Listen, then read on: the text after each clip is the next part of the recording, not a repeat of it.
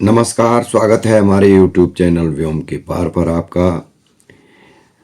आज हम बात करते हैं रीतकाल के बहुत ही प्रतिभाशाली, बहुत ही श्रेष्ठ कवि और स्वाभिमानी कवि गंग की। गंग का जन्म उत्तर प्रदेश के इटावा जिले में एक इकनौर गांव है, वहाँ हुआ था।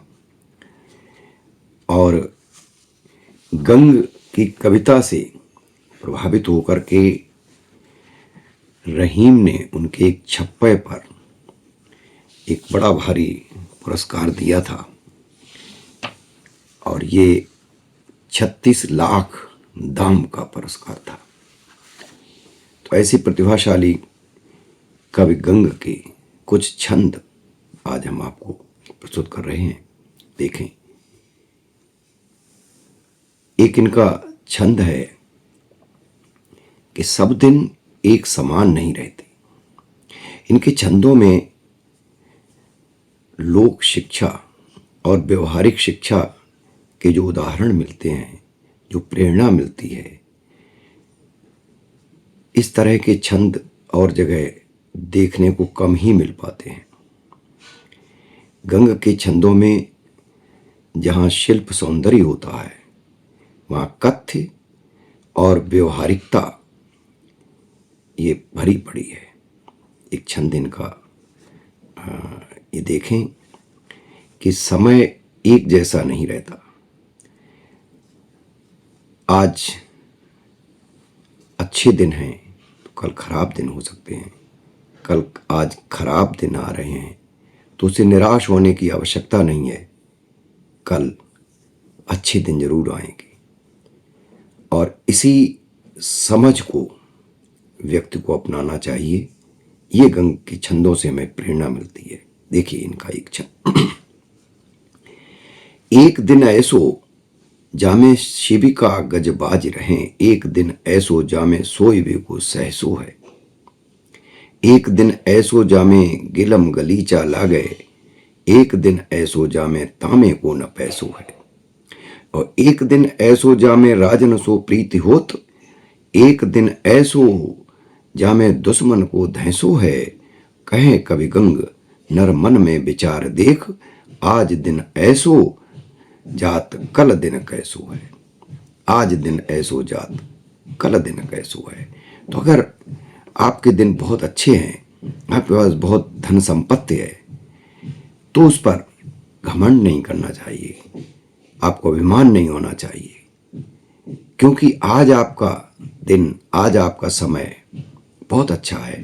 तो ये भी हो सकता है कि कल आपका समय खराब भी हो सकता है। इसलिए कभी भी व्यक्ति को अभिमान नहीं करना चाहिए। और अगर दिन खराब है तो निराश नहीं होना चाहिए। और इसी आशा और निराशा में व्यक्ति का जीवन कट जाता है, कटता रहता है, और जो इसे नहीं समझते हैं वो परेशान होते हैं। ये इस छंद में गंग ने बताया। एक और छंद देखें जो विजया यानी भांग के संबंध में है। गंग ने तरह तरह के कविताएं, तरह तरह के छंद, सवैया समय समय पर लिखे हैं, और उनके विषय अलग अलग हैं, अलग अलग प्रसंग के हैं, अलग अलग संदर्भ के हैं। तो ये एक छंद उनका विजया का है, जो थोड़ी सी आपको हल्का मनोरंजन भी कराएगा, और विजया के बारे में भी आप जान सकते हैं। भांग व्यक्ति जब खा लेता है तो वो किस प्रकार से उल्टी सीधी हरकतें करता है, वह क्या कहता है, कहाँ जाता है, कभी राजा बन जाता है, कभी जमीन पे लौटने लगता है। ये सारी के सारे विजया में, भांग में होती है। और कभी कभी उसमें अंदर से इतनी शक्ति महसूस होती है, उसको लगता है कि बस मैं तो बादशाह हूँ।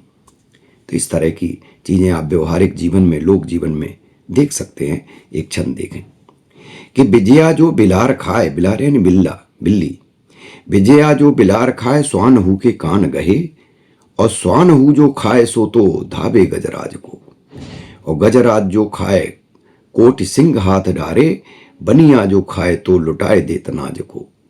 और ना मर्द खाए तो मर्द कैसे काम करे, महरी जो खाए तो धावे काम काज को, और कहे कवि गंग गुण देखो विजया के, ऐसे चिड़िया जो खाए तो झपट करे बाज को। यानी चिड़िया अगर भांग खा ले तो बाज पर भी झपट्टा मारती है। यानी बाज जो है वो चिड़ियों का शिकार करता है, लेकिन चिड़िया अगर खा ले तो उसको बाज के सामने भी उसको धमकाने लगती है। ये विजया का, ये भांग का तात्कालिक असर होता है। तो ये इस छंद में देखने को मिला। एक छंद और इनका मुझे अच्छा लगा, ये श्यामल के वृक्ष का है, शालमली जिसको संस्कृत में कहा गया है। इसके जो फल होते हैं वो बड़े सुहावने होते हैं, हरे रंग के होते हैं। जब वो फूल खिलते हैं तो लाल रंग के बहुत ही आकर्षक होते हैं। पक्षी, कीट, पतंग और देखने वाले उसको देखते हैं तो आकर्षित होते हैं। लेकिन जब वो पकते हैं तो उसमें कुछ भी नहीं होता, उसमें घुआ होता है, रेसे होते हैं। तो ऐसे ही एक सेमल के फूल को देख करके एक तोता किस प्रकार से भ्रमित होता है, और तोता और सेमल का वृक्ष, ये दोनों अन्योक्ति के माध्यम से बताया है कि किस प्रकार से कुछ लोगों के पास दिखावे के लिए बहुत होता है, लेकिन वास्तविकता में वह सब काम का नहीं होता। देखें कि देखत के वृक्षन में धीरग सुभाय मान कीर चलो चाखिवो को, और प्रेम जे जग्यो है। और लाल फल देख के जटान मड़रान लागे, देखत बटोही बहुतेरे डगमग्यो है। गंग कवि फल फूटे भुआ उगिरान लखे, सबन निराश होए के निज गृह भग्यो है। ऐसो फलहीन वृक्ष वसुधा में भयो यारो, सेमर बिसासी बहुतेरन को ठग्यो है। ये सेमर ने न जाने कितने को ठगा है अपनी ये लाल फूल दिखा करके। तो ये सेमर और ठगने की बात है, ये तो एक बहाना है। गंग का जो असली निशान है, असली निशाना है, वो अन्योक्ति है। कि ऐसे बहुत सारे लोग हैं जो देखने में आकर्षक लगते हैं, देखने में बड़े धन युक्त लगते हैं, धनशाली होते हैं, वैभव युक्त होते हैं, लेकिन उनके पास देने के लिए मन बहुत छोटा होता है। और जब कोई उनसे इस तरह की आस करके उनके यहाँ जाता है तो वो निराश ही होता है। तो ये सारे जो इस तरह की चीज़ें हैं सीधे सीधे न कह करके अन्योक्ति माध्यम ने कही हैं। गंग के ऐसे बहुत सारे छंद हैं जो आपको प्रभावित करते हैं, और आज भी गंग प्रासंगिक से लगते हैं। तो आज जो हमने गंग के छंद प्रस्तुत किए वो आपको कैसे लगे? अगर अच्छे लगे हैं या अच्छे नहीं लगे हैं, आपको लगता है कि इसमें कुछ आप भी कह सकते हैं, तो अपनी टिप्पणी में इसी वीडियो के कमेंट बॉक्स में उसको लिखें। तो आज के लिए बस इतना ही। धन्यवाद।